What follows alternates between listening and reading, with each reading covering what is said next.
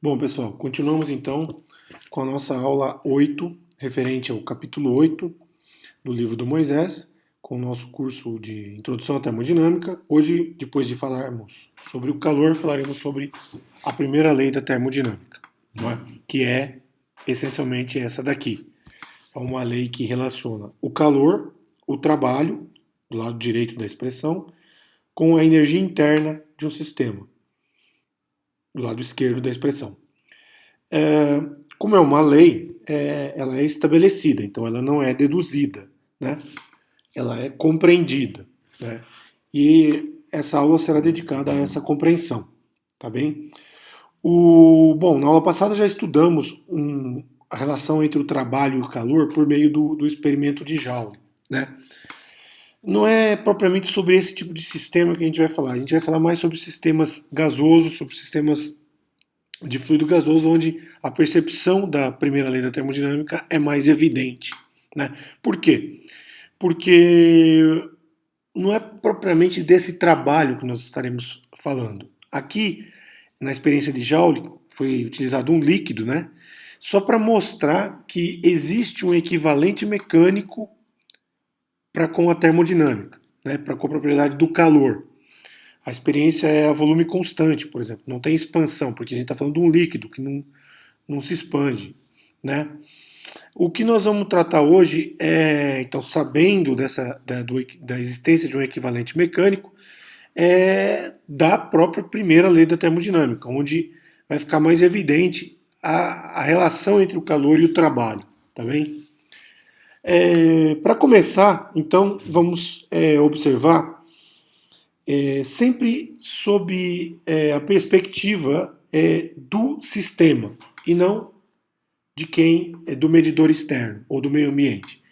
Sempre sob a perspectiva do fluido que se expande, no caso, um fluido gasoso. Então, esse fluido, como ele se expande, há um deslocamento no espaço. E esse deslocamento, se existe a presença de uma força, a gente lembra lá da mecânica que força vezes deslocamento, né? No caso, a gente aprendeu como um deslocamento infinitesimal, né? Força F vezes um deslocamento dx produz um trabalho infinitesimal dw, né? Então, se a gente observar um experimento onde a gente tem um gás, esse gás tem uma pressão que se contrapõe a um peso sobre o êmbolo, né? E esse gás ele ou se contrai ou se dilata. No caso aqui ele está se dilatando, ele está executando um deslocamento, né? E um deslocamento que produz uma variação de volume ΔV, né? Aqui nós não estamos trabalhando com as variáveis infinitesimais ainda, tá? Então produz um deslocamento ΔV, né? Ele se expande. Esse volume pode ser calculado como a área do êmbolo vezes a altura, né? Vezes o deslocamento h, né? Infinitesimalmente, é óbvio, né? Seria um deslocamento dx no lugar de h, infinitesimal, e aí o volume também seria infinitesimal, que a área do êmbolo é fixa, né? Então, essa variação de volume é que vai estar associada ao trabalho realizado pelo fluido que se dilatou, tá bem? Então, se o volume aumenta, o trabalho realizado foi positivo. Se o volume diminui, o trabalho realizado foi negativo. É como se fosse um trabalho sobre o sistema, não pelo sistema. Mas aí a gente chama de trabalho negativo do sistema, tá bem? Então, fica evidente que essa relação da força com o trabalho, né, ela pode ser reescrita na forma de uma relação da pressão com o trabalho, né? A gente sabe que força é a pressão vezes a área, né?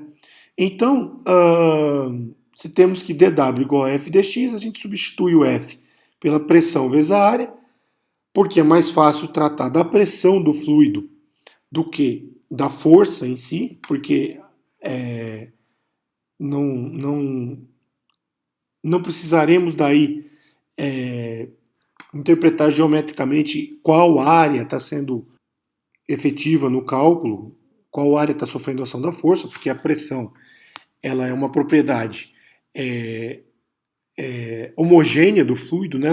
O fluido em todos os seus pontos tem a mesma pressão, então não importa qual área está tocando, qual seção de área que está sujeita ao movimento, né? Então não precisa ser um êmbolo perfeito, um cilindro com êmbolo perfeito, pode ser um invólucro disforme que vai valer a mesma interpretação do cálculo do trabalho, né? Então nesse caso a gente substitui daí, como eu disse, a força por P vezes A, pressão vezes a área, e aí a gente vai ter o produto da área vezes o deslocamento que a gente substitui por dV, né? Então essa relação vai valer para qualquer deslocamento de volume, como eu disse, independentemente da geometria do sistema. E aí, naturalmente, o trabalho total é calculado pela integral de PdV, que seria equivalente à integral de f dx, né, de um ponto x1 até um ponto x2. Aqui vai ser uma integral de PdV de um volume V1 até um volume V2, independente da geometria dessa variação de volume. Tá? Graficamente, isso pode ser ilustrado num diagrama PV, com eixo YP, com eixo XV. A área embaixo de uma curva representa justamente o trabalho realizado, né? Então, essa integral de VI até VF, de um ponto inicial até um ponto final, ou de V1 até V2, do ponto 1 até o ponto 2, vai descrever a área embaixo de uma curva, né? Supondo ali que essa curva então descreve a pressão em função do volume, né? Pode ser constante, pode ser variável, enfim, pode ser um P de V, né? Uma função de V, e assim a gente vai poder matematicamente calcular o trabalho realizado pela expansão ou pela contração de um fluido gasoso. Se for uma expansão, o volume aumenta, a gente vai ter um trabalho positivo. Se for uma contração, o volume diminui, o trabalho negativo. O sinal do trabalho, portanto, é consistente com o sinal da integral. Se o V final é maior que o V inicial, expansão, trabalho positivo. Se o V final é menor que o V inicial, contração, trabalho negativo, né? E há ocasiões em que, num processo termodinâmico, eu não tenho a variação de volume, eu tenho só uma variação de pressão, né? Esses processos que não têm variação de volume são chamados de processos isocóricos, né? Volume constante. Se não tiver variação de volume, é como se na mecânica não tivesse deslocamento. Portanto, não tem trabalho. Pode ter a força lá, e consequentemente a pressão também, mas não tem trabalho se não tiver deslocamento. Então não tem variação de volume, não tem trabalho. O trabalho é zero, sempre que isso acontecer, né? A força constante, ou a pressão constante, melhor dizendo, essa integral fica mais simples porque você pode colocar o P para fora da integral, se o P é constante, né? Então é como se fosse descrito por uma barrinha horizontal paralela ao eixo X. Você coloca o P para fora da integral e integra em V. A hora que você integra em V, você vai ter um VF menos VI, V final menos V inicial. Tá? A expressão acaba sendo mais simples. Aí é interessante estudar vários diagramas, né, no gráfico de pressão por volume, né? Então as variáveis que a gente vai utilizar, perceba que a gente nem está falando de temperatura ainda, tá, gente? A gente está falando só de força vezes deslocamento, pressão vezes variação de volume, tá? Realização do trabalho infinitesimal, então, é identificada sempre num processo termodinâmico de um gás por pressão vezes a variação do volume infinitesimal, dW igual a PdV. Nesses diagramas que a gente pode construir entre as variáveis P, pressão, e V, volume, o trabalho vai sempre depender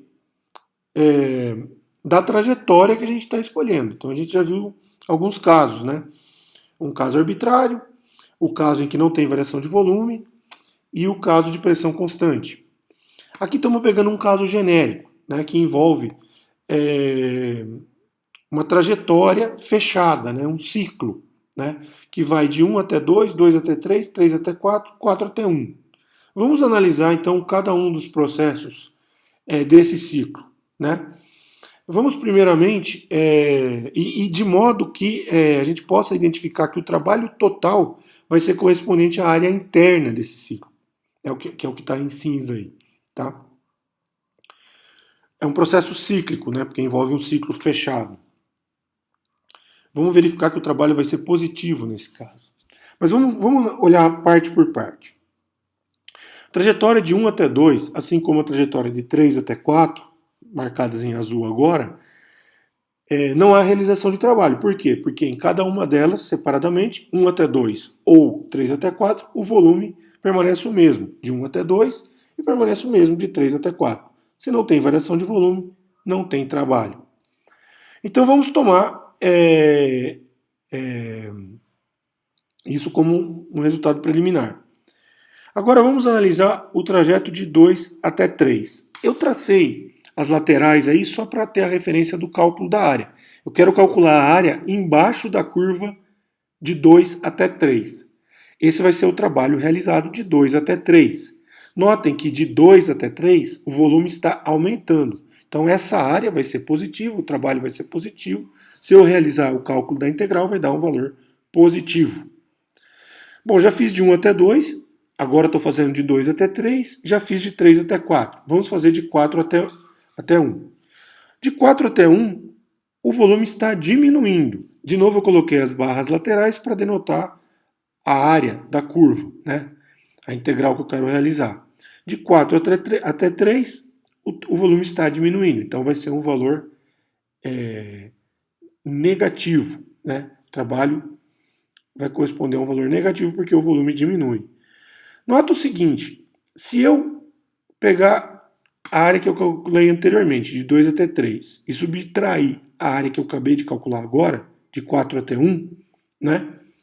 Eu vou ter justamente a área marcado em cinza, né? Então, nesse caso, ó, fazendo essa subtração, né, eu vou obter a área interna da figura, né? Então isso fica muito claro. Então eu posso somar cada um dos elementos que eu calculei, de 1 até 2, de 3 até 4 a gente sabe que dá 0, mas pela ordem, de 1 até 2 dá 0, de 2 até 3 eu calculei, de 3 até 4 é 0, de 4 até 1 eu calculei e vai entrar com sinal negativo naturalmente, porque o volume está diminuindo. Isso vai me dar a área da figura marcada. Lembre-se que a área de 2 até 3 é maior que a de 4 até 1. Então, nesse processo, 2 até 3 entra positivo, 4 até 1 entra negativo, vai dar um resultado líquido positivo. Sempre que eu tiver uma curva fechada, como essa, no sentido horário, o sinal vai ser positivo. Se por brincadeira eu trocar o sentido, a gente trocou o sentido de todas as integrais. As que eram nulas continuam nulas, e as outras duas trocaram o sinal. Então a área vai ser de valor negativo. Então, no sentido anti-horário, o trabalho realizado pelo sistema é negativo. Tá? Apenas por completeza, voltemos aqui ao trabalho positivo. Eu coloquei algumas observações no gráfico, né, no diagrama. Notem que lá em cima eu escrevi trabalho realizado pelo gás. Então o gás está tendo um aumento de volume. Embaixo eu coloquei trabalho realizado sobre o gás. Está havendo uma diminuição de volume. Né? O sobre o gás pode ser lido também como trabalho negativo, dentro daquela organização de ideias que eu propus para vocês. Eu não mencionei ainda, né, o papel do calor nesse diagrama. Isso a gente vai falar mais adiante. Tá? Mas de 1 até 2, então esse aumento de pressão com o volume constante exigiu uma introdução de calor. E essa de 3 até 4, essa redução de pressão, né, exigiu uma retirada de calor. Tá? Então, quando eu inverto o ciclo, né, como eu fiz aqui, essa brincadeira, o que acontece? Eu troquei a adição e a extração de calor. Né? À medida que eu estou diminuindo a pressão, estou extraindo o calor. À medida que eu estou aumentando a pressão, eu estou adicionando o calor. Só que essa questão da relação do aumento da pressão com acréscimo de calor, ela não é unívoca. Tá? Podem ter situações em que a gente tem algo diferente. Por quê? Porque eu vou ter que recorrer à primeira lei da termodinâmica. E, por enquanto a gente não está descrevendo todas as variáveis do sistema, a gente só está fazendo a conta do trabalho. Tá? Então essas informações que eu coloquei são pertinentes nesse desenho, nesse diagrama, mas o caráter geral delas a gente vai entender daqui a pouco. Tá? Vamos continuar focando ainda no cálculo do trabalho. Vamos para um exemplo bem simples, né, onde eu coloquei um diagrama retangular. Aí. Esse exemplo é simples porque é uma composição de dois processos isocóricos com dois processos isobáricos, ou seja, processos em que a pressão é constante. Né? Então, analisemos primeiro os processos isocóricos, que a gente já conhece. Isocóricos são aqueles em que o volume é constante. Então, temos de A até B e de C até D. Né? Nesses dois casos, o trabalho é nulo, né? Porque não tem variação de volume. Repito, sempre que não houver variação de volume, o trabalho é nulo. Os outros dois processos, de B até C e de D até A, o de B até C ocorre a pressão P2 constante. E o de D até A ocorre a pressão P1 constante. Sendo pressão constante, nos dois casos, em cada um deles, eu posso colocar o P para fora da integral, ali em cima. E aí o cálculo é muito simples, é uma integral de volume que vai dar um delta de volume. Então, no primeiro processo, de B até C, a pressão P2 coloquei para fora e integrei de V1 até V2, está aumentando o volume. Vai dar um processo, é um processo isobárico, vai dar um trabalho positivo. Analogamente, de D até A, coloco o P1, que é constante, para fora da integral e integro agora de V2 até V1. Vai dar V1 menos V2, que é nitidamente negativo. Tá? Só que, de novo, a área embaixo de BC é maior que a área embaixo de DA. Portanto, todo o processo se conflagra em um ciclo no sentido horário, tal que a área vai ter de ser positiva. Naturalmente, WBC é maior que WDA. Né? A gente pode fazer a conta, efetivamente, somando todos os trabalhos, e vamos ter que o resultado é simplesmente reduzido a essa expressão, que manipulada pode ser escrita como P2 menos P1 igual, vezes V2 menos V1, que nada mais é do que a área do retângulo. Né? É a área de um retângulo com laterais P2 menos P1 e V2 menos V1. Portanto, mas isso, como eu disse, vale para qualquer diagrama que seja representante de um ciclo fechado. A área interna, a figura no diagrama PV, vai corresponder ao trabalho. Se o ciclo é fechado no sentido horário, o trabalho é positivo, realizado pelo sistema. Se o ciclo é fechado no sentido anti-horário, o trabalho é negativo, equivalente a realizado sobre o sistema. Ok? Bom, com esses diagramas, eu espero que tenha ficado claro então, o significado da pressão e do volume, né, na interpretação do trabalho num sistema termodinâmico gasoso, né, que é passível de mudança de volume. Né. Vamos lembrar que a primeira lei da termodinâmica envolve não só o trabalho, mas o calor e essa nova variável que a gente vai discutir agora, a energia interna. O calor a gente discutiu parcialmente na primeira metade da aula 8, né, na aula anterior. Nós temos que falar mais sobre o calor no contexto de fluidos gasosos. Né? Vamos falar daqui a pouquinho. Tá? Mas a ideia é uma forma de energia sendo transferida. Né? Agora, sobre a energia interna, a gente quase não tocou no assunto. Né? A energia interna, a gente vai entender ela ao longo do curso. A gente vai entender, por exemplo, que ela tem uma relação estrita com a temperatura. Né? Vem lá da teoria cinética dos gases. E hoje a gente vai entender que ela tem um papel muito importante na primeira lei, porque ela tem uma propriedade conservativa. Tá? Então, ao contrário do trabalho, tá? Ela não depende do diagrama que a gente desenha no, no diagrama PV, né? Então, a variável U, essa energia interna, é uma variável de estado, na medida em que ela só depende do estado inicial e do estado final, e não depende de como se chega de um estado para o outro. Né? Você lembra nas trajetórias no diagrama PV, a gente tinha lá, por exemplo, o ponto B e o ponto C. Tinha um caminho. Aquilo lá ia dar uma área e ia dar o trabalho. Se eu mudasse o caminho, fizesse uma curva ou coisa do gênero, ia mudar o trabalho.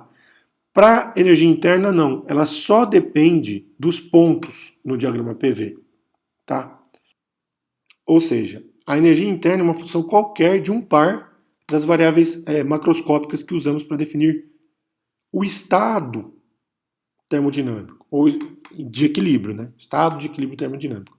Lembre-se, algumas aulas atrás eu mencionei que a gente precisava de 3 variáveis para descrever esse estado termodinâmico. Né? Geralmente, a gente consegue vincular essas 3 variáveis por uma equação de estado. Né? Por exemplo, PV igual a nRT. A gente está vinculando PV e T. Tal que se a gente tiver 2 delas, a terceira é imediata. Então, geralmente, como a gente consegue ter uma função de estado, o estado, que depende dessas 3 variáveis, pode ser escrito exclusivamente em função de 2, porque a outra é imediata. Então, é o caso da energia interna. A gente só precisa de 2 variáveis para identificar a energia interna. Né? Então, a gente pode tomar o P e o V, por exemplo, lá no diagrama PV. E tendo o valor do pontinho P e V lá no diagrama PV, a gente já sabe o valor da energia interna. Então, tendo cada um dos pontos PV, cada par PV, vai me dar o valor da energia interna, correspondente àquele ponto. Então, não preciso saber de trajetória alguma, de um ponto P1, V1 até um ponto P2, V2. Basta saber os pontos, aí eu tenho o valor de U, consigo subtrair um do outro e ver a variação de energia de um ponto para outro, sem saber o que está acontecendo no caminho ali. E isso é muito importante, né? Isso é muito importante. Veja que, na verdade, essa dependência ela vai ser ainda mais sintética mais adiante. Mas vamos com calma, tá? Desse momento é importante saber que no diagrama PV, o valor de U depende somente dos pontos P e V. Então eu quero um valor U1, pego um ponto P1 e um V1. E assim sucessivamente. De tal modo que se eu precisar calcular a variação da energia interna, eu sabendo os pontos inicial e final, eu consigo identificar qual foi a variação da energia interna. Aqui eu já lanço uma questão. Pensem no ciclo fechado. Parto de um ponto no ciclo fechado. Sigo lá a trajetória do ciclo e volto para esse mesmo ponto. Qual foi a variação total da energia interna? Vamos responder daqui a pouco, tá? Mas é mais ou menos óbvio se o ponto inicial é igual ao ponto final e vice-versa. Assim, vejam, a energia interna então tem aí suas propriedades matemáticas relativamente ao diagrama PV definidas, assim como o trabalho. Falta a gente falar do calor. Né? O calor é um pouco mais difícil de tratar no diagrama PV. Mas com um pouquinho de organização, a gente consegue também tratar ele de forma matemática relativamente simples. Né? Vamos retomar então a primeira lei. Vamos imaginar um caso mais simples. Aqui, agora que a gente já introduziu a energia interna, né? Aqui está tudo na forma infinitesimal. Né? Se a gente integrar dos dois lados, a gente vai ter um ΔU, um ΔQ e um ΔW, né? No lugar das expressões infinitesimais. Vamos imaginar o caso em que a gente não tem trabalho. Tá? Um processo isocórico, portanto, sem realização de trabalho. Tá? Nesse caso, a gente pode promover uma mudança de estado físico, né? Indo de um ponto 1 a um ponto 2, ou de um ponto A a um ponto B no diagrama, pela introdução ou subtração de calor, né? Se o trabalho é nulo, como a gente vê aqui, a variação de U tem uma direta correspondência com a introdução ou a subtração de calor, ou seja, uma variação de calor positiva ou negativa, né? Então isso também é possível. E de um ponto ao outro no diagrama PV, né, dois valores de U diferentes, né, dois estados diferentes, independente do trajeto, só pela introdução ou remoção de calor, né? É o caso, por exemplo, que a gente indica aqui, né, uma comparação, saindo de uma situação para chegar inicial para chegar numa situação final por dois meios. É lógico que o ponto inicial de cada uma delas é diferente, tá? Por quê? Vê-se nitidamente, uma delas a gente são três estados que a gente tem aqui, então seriam 3 pontos no diagrama PV. O que está no alto à esquerda é um estado com maior volume, né, e uma certa pressão. O que está abaixo é um estado de menor volume com outra pressão. Ambos têm a mesma temperatura, curiosamente, né, esses estados iniciais. Ambos têm 100 graus Celsius de temperatura. Aí eu vou chegar num estado de temperatura 200 graus Celsius por meio de dois caminhos. Um é por meio de um trabalho realizado sobre o gás, que é o que está na horizontal aí, e o outro é por meio de um aquecimento, fornecimento de calor, que é o que está na vertical, representado na figura, né? Então é possível atingirmos um certo estado termodinâmico, ou seja, um ponto no diagrama PV, por diferentes meios, tá?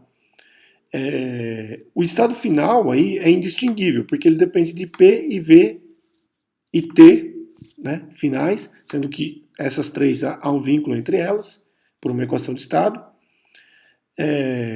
Então, olhando só para o estado final, a gente não sabe o que aconteceu, a gente sabe que aquele estado independente da forma como se atingiu aquele estado, ele tem propriedades únicas, né? Então, não há distinção, olhando só para o estado, por qual caminho se chegou naquele estado, tá? Uma propriedade que se observa é que a variação da energia interna é sempre positiva com o aumento da temperatura e ela é sempre negativa com a diminuição da temperatura. A gente vai falar mais sobre isso quando a gente tiver que estabelecer exatamente essa relação com a temperatura. Hoje a gente vai trazer umas preliminares disso daí, tá? A hora que também estiver discutindo o calor, tá bem? Então, esse papel da energia interna, eu quero falar um pouquinho mais sobre ele, tá? Supondo que o trabalho esteja bem entendido, antes de dar mais detalhes sobre o calor, tá? Eu quero recuperar, eu citei aqui agora há pouco para vocês, eu quero recuperar essa analogia com a energia mecânica, né? Eu pego a expressão para a primeira lei da termodinâmica e passo o trabalho para o lado esquerdo. Fico com essa expressão em preto, dW mais du igual a dq. Por que eu fiz isso? Porque eu quero relembrar, né, que o trabalho aqui é uma analogia com a mecânica, né? Ele tem, supondo que ele tem o mesmo papel que ele tem na mecânica, né, que é de alguma forma gerar algum tipo de energia cinética, ou seja, ele está relacionado com o movimento, com a expansão do volume, então tem movimento, né? Pelo teorema trabalho-energia, a gente sabe que uma variação da energia cinética é igual a um trabalho, né? Se essa variação é infinitesimal, o trabalho é infinitesimal, né? E a energia interna é uma energia armazenada pelo fluido gasoso. Ela pode ser descrita como, em analogia, a energia potencial de um sistema mecânico. Porque o que é energia potencial? é uma energia também armazenada. E ela tem aquela propriedade. É semelhante à da energia potencial, digo, a energia interna. Ela depende apenas do estado do sistema físico. Ela não depende da forma como se chega àquele estado. Então você imagina uma partícula sob a ação de uma força gravitacional, a gente vai saber qual é o valor da energia potencial gravitacional sabendo somente, tendo conhecimento somente da posição dela. A gente não precisa saber qual o meio e qual a forma que ela chegou a uma determinada posição, a uma determinada altura em relação ao campo gravitacional, né? Então, a energia interna também só depende dos pontos no diagrama PV, não da forma como o sistema chegou àqueles pontos, né? Então, essa analogia é válida. A soma das duas, se eu não tiver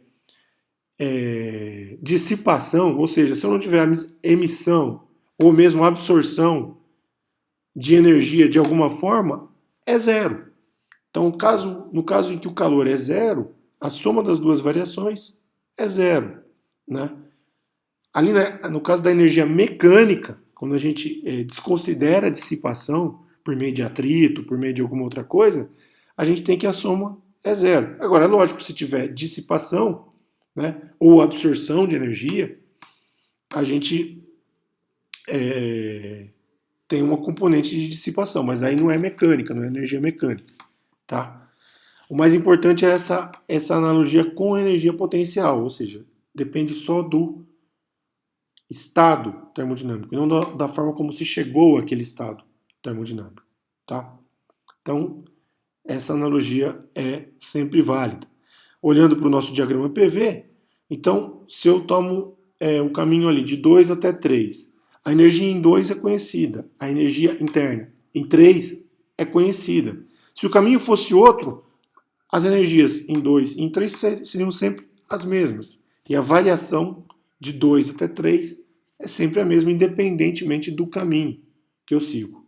Então, se eu seguir um caminho de 2 até 3 diretamente, ou seguir um caminho 2 para 1, 1 para 4, 4 para 3, a variação da energia interna é sempre a mesma.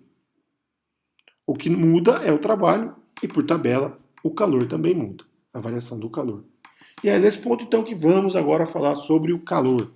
O calor que aparece, então, na expressão para a primeira lei da termodinâmica. Nós vamos tratar de forma bem sistemática. E à medida que a gente for evoluindo com os problemas, a gente vai observando a regularidade da descrição que a gente está introduzindo. Mas, basicamente, a gente vai usar a definição de calor do início desse capítulo. A variação do calor é igual a uma capacidade térmica vezes uma variação de temperatura. É isso. É a forma como a gente identificou o calor desde o início. Tá? Aqui a gente vai estar tratando da capacidade térmica molar. Tá? Então é aquele, lembra que eu disse que poderia haver uma confusão de um C e o C dividido pelo número de moles? Esse aqui é o C dividido pelo número de moles. Tá? A gente vai trabalhar com a capacidade térmica molar. Tá bem? Mas é a capacidade térmica. A questão é que a capacidade térmica muda dependendo do processo. Esse é o pulo do gato aí, né?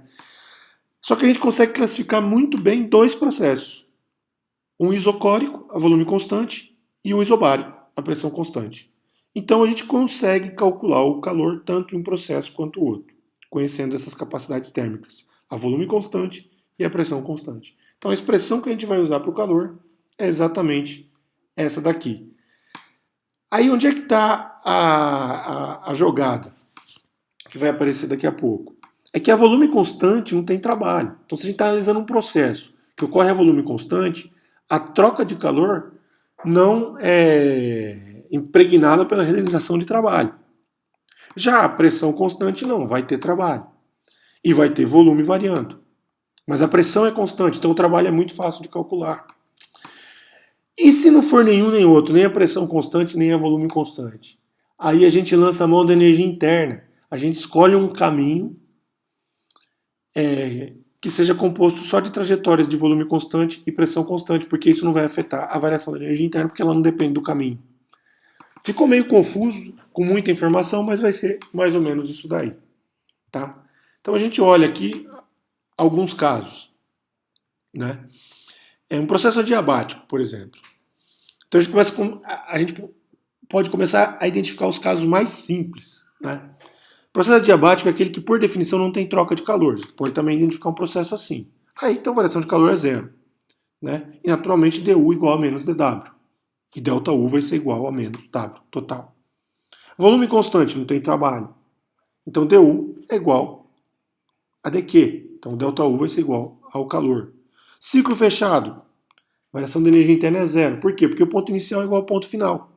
Então, o estado é o mesmo. Então, ΔU igual a zero. Aí, o calor é igual ao trabalho. Expansão livre. Não falei da expansão livre. A expansão livre tem como característica ser um processo adiabático, então não tem troca de calor, e não tem força atuando na expansão, porque ela é uma expansão de um volume menor para um volume maior no vácuo.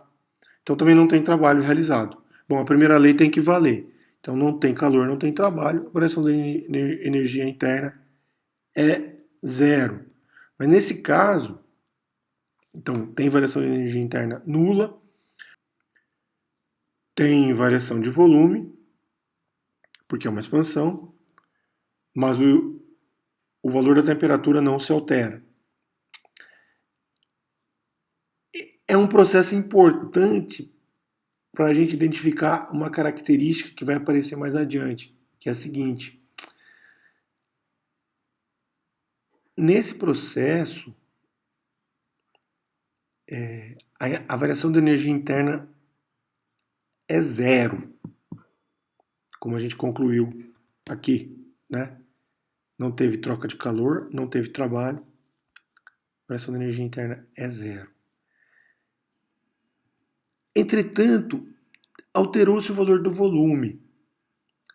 Se a energia interna dependesse de T0 e V0, ou de T e V, do par, como eu disse, né, um par das variáveis PVT, se ela dependesse de T e V, como alterou o V, ela teria que ser alterada, mas não se alterou. Então isso aqui dá um indicativo de que a energia interna vai depender só da temperatura. E essa é uma informação bastante importante. Tá? Essa é uma informação bastante importante. Como a expansão livre é um caso peculiar, né, para a gente tratar dentro das ferramentas que a gente introduziu, a gente tem que fazer uma analogia com os processos que a gente consegue tratar, porque não dá para calcular trabalho na expansão do vácuo. Então a gente faz uma analogia, como a temperatura não muda, com uma expansão isotérmica. Tá? Na expansão isotérmica, aquela que não tem variação de temperatura, a gente vai ter que identificar as mesmas propriedades da expansão livre. Tá? Então, e a gente consegue. Né? A gente vai ver na realização dos exercícios que a gente consegue. Tá? Então, com isso, a gente tem todas as informações necessárias para discutir a primeira lei da termodinâmica nesse nível introdutório e executar alguns exercícios, tá bem? Vamos executar um exercício aqui, onde a gente propõe um diagrama bem simples, com 3 pontos, A, B, C. E a gente quer calcular o trabalho realizado pelo sistema ao longo da trajetória ABC. Tá? Note que ABC é anti-horário, então esse trabalho vai ter que dar negativo. Então, na verdade, o pelo sistema, na verdade, é um trabalho realizado sobre o sistema. Né? E a gente tem que discutir, então, cada uma das trajetórias, A, B, C. Tá? A, B, BC e CA. Né? Para realizar o trabalho total, então, é o que eu designo aí em azul. São essas 3 componentes. Trabalho de A até C, trabalho de C até B, trabalho de B até A. Tá? Por que eu proponho desse jeito? Só para mostrar para vocês a equivalência. Tá? Vocês perceberam a sutileza da modificação que eu fiz? Eu quero o trabalho ao longo da trajetória ABC, mas eu estou calculando ali o do ACB, ACBA, né? Bom, não tem problema, a gente pode fazer isso, porque existe essa equivalência, né? ACBA vai dar o valor negativo de ABC, ABCA, né? ACBA vai dar o valor negativo de ABCA, né? Então a gente pode lançar mão dessas estruturas de simetria no diagrama, tá? Então eu só coloquei essa informação a mais para vocês refletirem sobre isso daí. Mas vamos por partes. Escolham então o que vocês querem calcular, né? Vamos fazer trabalho ACB. Trabalho ACB é a área embaixo da curva CB, né? Eu coloquei dois valores de volume, o volume em C é V0, o volume em B e em A é 2V0, a pressão é 1 sobre V0 em C e B e 1 sobre 2V0 em A. Eu estou dizendo que P é igual a 1 sobre V, na curva que vai de C até A. Né? Se eu não conheço a forma da curva, eu não consigo calcular a área dela também, a não ser que seja um retângulo. Né? Então, de C até B, a conta é muito fácil. É a área embaixo de C até B, né? Que é o quê? Volume final menos volume inicial, volume de B menos volume de C, 2V0 menos V0, multiplicado pelo valor da pressão em C e B, que é 1 sobre V0. Então dá uma unidade de energia. Tá? Como eu não coloquei unidades nem nada, vamos nos preocupar só com a dinâmica da conta. Tá? De B até A. De B até A o volume é constante, então o trabalho é zero, a gente já sabe. E agora vamos fazer de A até C. De A até C vai ter de dar um valor negativo, tá? Porque o volume está diminuindo. A integral de A até C é a integral de P dV de A até C. Quanto vale o P? É uma curva descrita por P igual a 1 sobre V. Eu substituo ali 1 sobre V e integro. Quanto é a integral de 1 sobre V dV? É um ln de V. Vai de A até C. Vai de 2V0 até V0. O resultado vai dar ln de V0 menos ln de 2V0, que dá ln de 1 meio, que é igual a menos ln de 2. Então tem os trabalhos todos calculados. Aí eu posso calcular tanto no sentido horário quanto no sentido anti-horário. Só colocar as unidades corretas. Né? O que eu peço na letra B é calcule o trabalho realizado pelo sistema ao longo da trajetória CA. Já calculei também. Calcule a quantidade de calor fornecido ou retirado do sistema ao longo da trajetória ABCA. Então, perceba a sutileza da questão 6. Né? Eu quero que seja calculado o calor no ciclo fechado. Ora, mas eu tenho elementos para calcular o trabalho no ciclo fechado? Tenho. E para calcular a energia interna, a variação de energia interna no ciclo fechado? Também tem. A variação de energia interna no ciclo fechado é zero, sempre. Então, se eu tenho trabalho no ciclo fechado, é fácil identificar que o trabalho é igual ao calor, porque a energia interna é zero. Né? Então é só somar, calcular o trabalho total e vou ter o valor do calor, como está indicado aí na transparência. Né? Então isso resume essa brincadeira aí nesse exercício. No livro tem outros. E mais uma vez, valeu pessoal, e até a próxima aula.